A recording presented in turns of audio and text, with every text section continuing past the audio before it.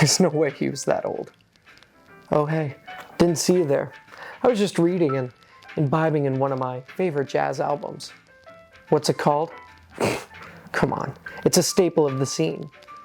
Instrumental, royalty-free, copyright-free, energetic, happy jazz music for your next video project. A classic. But really though, what significance does jazz hold in our community today? Obviously, it can seem like the only place you hear jazz nowadays is in a stuffy elevator or on some customer service call. However, this region, and the city of Cape Girardeau specifically, has had a long, storied history with the music genre known as jazz. From its inception and migration up the Mississippi to today's gigs at live venues, jazz has been an integral part of the history of Cape. And today, we're going to discuss it in all of its beautiful, mysterious glory, starting with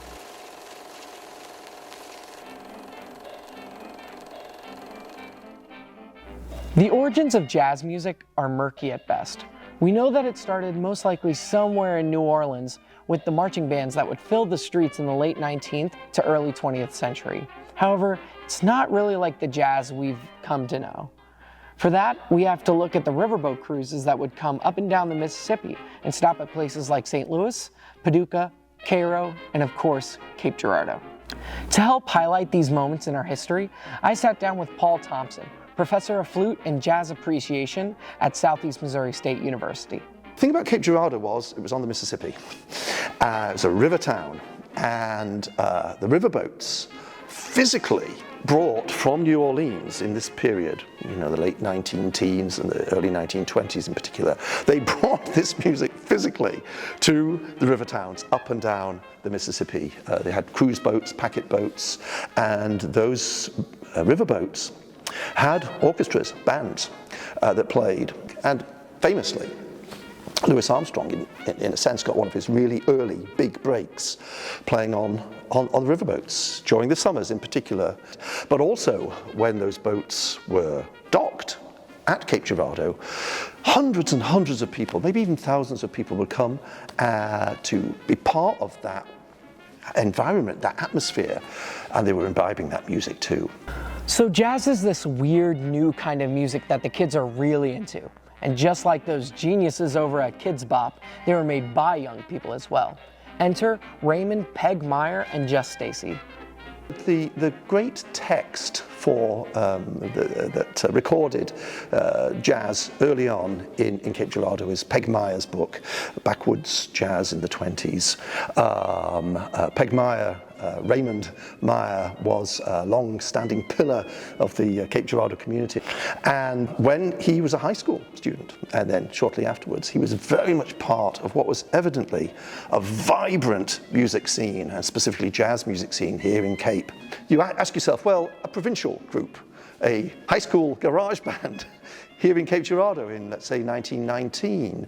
And you know, you don't have to be too skeptical, I think, to imagine, well, they were probably a bit rough, you know, nowhere near as good as these, you know, city slickers from, you know, New Orleans and what have you. But I think they must have actually been surprisingly good. And the chief evidence for that is Peg's pianist, Just Stacy. Shortly after his time with Peg Meyer here in the early to mid-20s, he finds himself playing with essentially, one of the hottest orchestras in the world, the Benny Goodman Orchestra. And Benny Goodman, famously in 1938, was the first jazz artist, the first jazz orchestra to play in Carnegie Hall. Famous gig, January 16th, 1938. And his pianist in Carnegie Hall that day was Cape Girardeau's own Just Stacy. Peg Meyer and Just Stacy were monumental in helping spread the genres of dance and jazz music in the Heartland region. While Just Stacy would go on to play with the likes of Benny Goodman at his famous 1938 Carnegie Hall concert, Peg Meyer would settle down here in Cape, helping foster band programs all around the same region he toured. He also co-founded the M&S Music Store here in Cape, which is now known as the iconic Shivelbines Music Store on the main stretch of Broadway.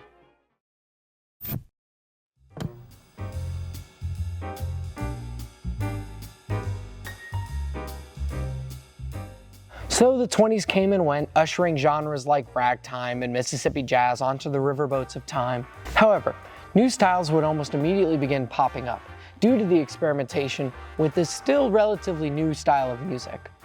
New bands and records would wield the genres of swing and bebop as their new musical weapons of choice. One style had a particularly big impact on the Cape Girardeau area at this time though: big band music. Though invented some 30 years earlier, big band music was making waves in the 40s and 50s, with acts like Benny Goodman, Count Basie, and Duke Ellington leading their bands to great success.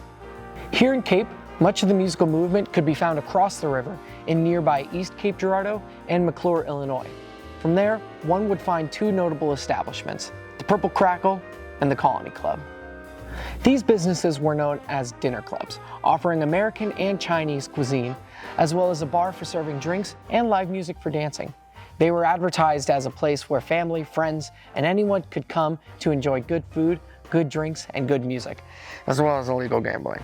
Speaking of music, both the Purple Crackle and the Colony Club would feature local and touring jazz musicians in their time. The Colony Club featured Louis Armstrong and his big band some 40 years after he appeared on the riverboats as a young jazz musician. Other touring artists like Les Brown and Blue Baron would also have residencies in Cape. Cape community members would also take part in the performance of big band jazz. Most notably, Jack Stalcup would record a live album with his orchestra at the Purple Crackle, and Cape local Jerry Ford would write in his book The Gordonville Grove about his time playing trumpet in local jazz bands, as well as his time in politics and, of all things, funeral directing.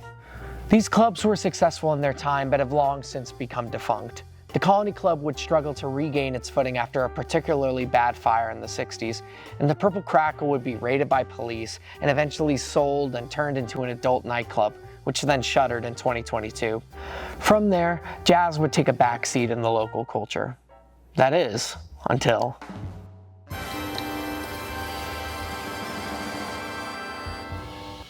Southeast Missouri State was always going to have a place in this video. From as early as 2000, SEMO has featured classes, programs, and performance opportunities for aspiring jazz musicians. Here at SEMO, it's a collaboration among our, the faculty that we try to teach how to be a performer and make that happen in a healthy way. At the end of the day, you're just sharing what you know with people, and it's a great lesson to perform in front of people. I think that even if you're not a music major, you learn a lot from being in front of people, sharing the best that you can, What makes this program different nowadays is the level of outreach jazz students are encouraged to participate in. The SEMO Gigging Project, as primarily spearheaded by Professor of Jazz Dr. Felipe Brito, puts on live jazz performances all over Cape. The SEMO Gigging Project is something that we are starting now in partnership with Liz from Old Town Cape, and then all those other event places. So basically, every time that we have a student playing in one of those event places, venues in Cape, we can call it SEMO Gigging Project, because it's coming from me trying to book those gigs to have the students participating. It's a triangle, I would say. It's the community in Cape Girardeau, it's the student community from the River campus, and it's the venue itself that is providing the space and giving that credibility to us to do those events, So having its sustainability behind it, because we also are trying to prepare these students to be able to do those gigs. So it's an extra activity that is creating this extracurricular opportunity for them, for their life. Moreover, Dr. Brito leads his own jazz combo and does gigs at Spectrum and Scout Hall. The latter venue has held master classes with prominent jazz musicians such as Andre Hayward and Bennett Wood, all for the public and the students to enjoy.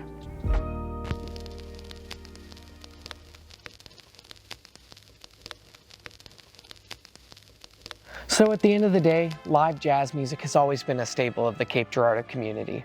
From the riverboats in the 20s, to the dinner clubs in the 70s, all the way up to the venues that line our modern day downtown, jazz has been a way to bring people together and uphold the same traditions that Cape Girardeau has been celebrating for over 100 years. That sounds pretty good to me.